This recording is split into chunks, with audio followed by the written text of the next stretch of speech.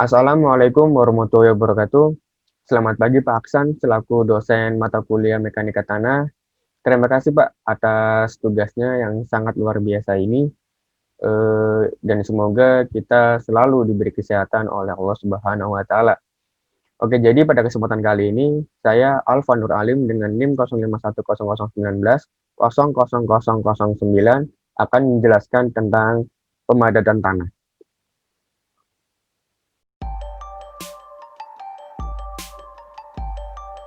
Oke teman-teman, jadi pada kesempatan kali ini saya akan menjelaskan tentang pemadatan tanah yang diawali dengan menjelaskan definisi, dilanjut dengan tujuan, teori, latihan soal, dan jawaban.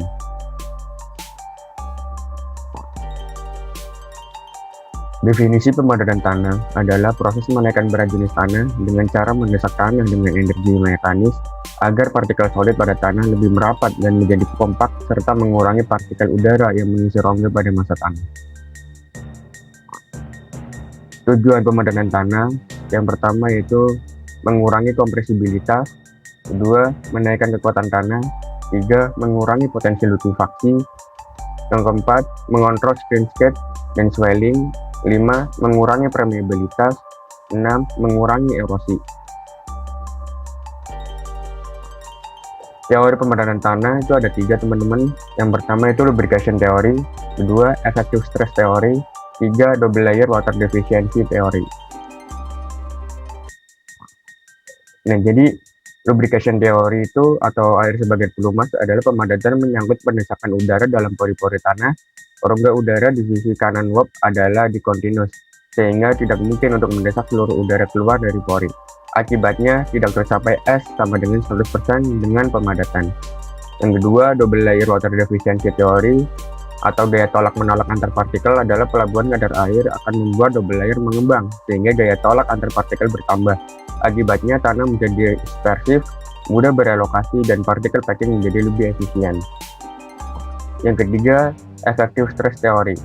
Tanah akan membadat supaya dapat memikul beban-beban saat pemadatan atau compactive pressure. Pemadatan tanah ini diikuti dengan pertambahan kekuatan tanah. Pertambahan kekuatan tersebut diakibatkan oleh kenaikan effective stress, kenaikan confining stress, dan penurunan tegangan air pori. Tanah berhenti memadat ketika bearing capacity tanah sama dengan beban-beban saat pemadatan. Nah, jadi tingkat pemadatan diukur dari berat volume kering yang dibadatkan. Bila air ditambahkan pada suatu tanah yang sedang dibadatkan, air tersebut akan berfungsi sebagai unsur pembasah atau pelumas pada partikel-partikel tanah. Karena adanya air, partikel-partikel tersebut akan lebih mudah bergerak dan bergeseran satu sama lain dan membentuk kedudukan yang lebih rapat atau padat. Untuk usaha pemadatan yang sama, berat volume kering dari tanah akan naik bila kadar air dalam tanah atau pada saat dibadatkan meningkat.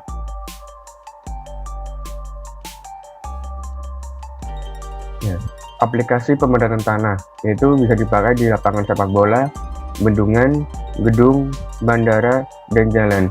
Sebuah konstruksi tidak begitu saja dibangun di atas lahan yang sudah ditiadakan. Dibutuhkan persiapan-persiapan sebelumnya agar lahan tersebut benar-benar siap untuk pendirian konstruksi.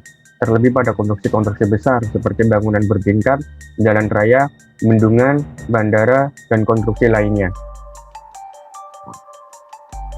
Nah, untuk pemadatan tanah itu ada metode Proctor.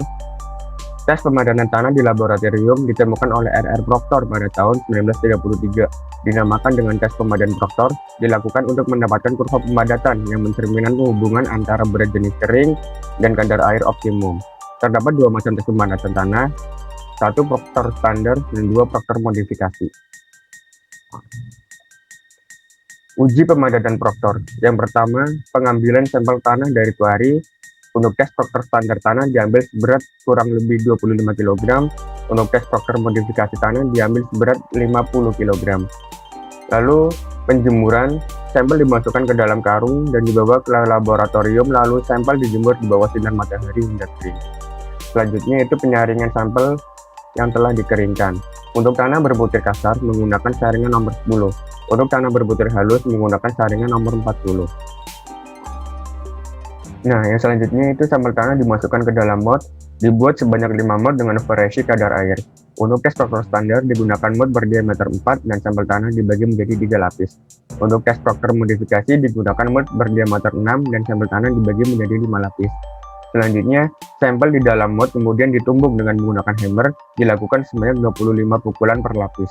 Untuk tes proktor standar digunakan hammer dengan berat kurang lebih 2,5 kg dan tinggi jatuh 12. Untuk tes proktor modifikasi digunakan hammer dengan berat kurang lebih 5 kg dan tinggi jatuh 18. Yang terakhir itu melakukan pengukuran berat jenis tanah dan berat jenis kering tanah. Plot kurva pemadatan tanah atau hubungan antara gamma D dan W kadar air. Tentukan nilai gamma D maksimum dan W optimum. Prosedur standar untuk penentuan berat jenis lapangan adalah sebagai berikut. Yang pertama itu bisa menggunakan metode kerucut pasir, 2 metode balun, 3 metode dengan air atau oli, 4 metode nuklear density. Nah, proses pemadatan tanah di lapangan. Proses pemadatan tanah tidak dapat dilakukan sembarangan dan membutuhkan waktu. Langkah untuk memulai pembangunan adalah dengan membersihkan berbagai macam tumbuhan, pohon, semak-semak, dan bebatuan yang dapat mengganggu proses dari konstruksi tersebut. Selanjutnya akan dilakukan proses pemadatan tanah pada area yang akan dibangun.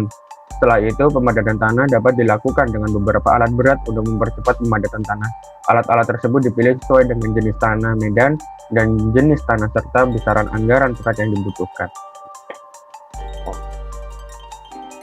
Jadi alat yang pertama itu ada smooth well roller. Alat pemadat terdiri dari roda baja dengan tekanan kontak sampai dengan 400 kPa, cocok untuk semua jenis tanah.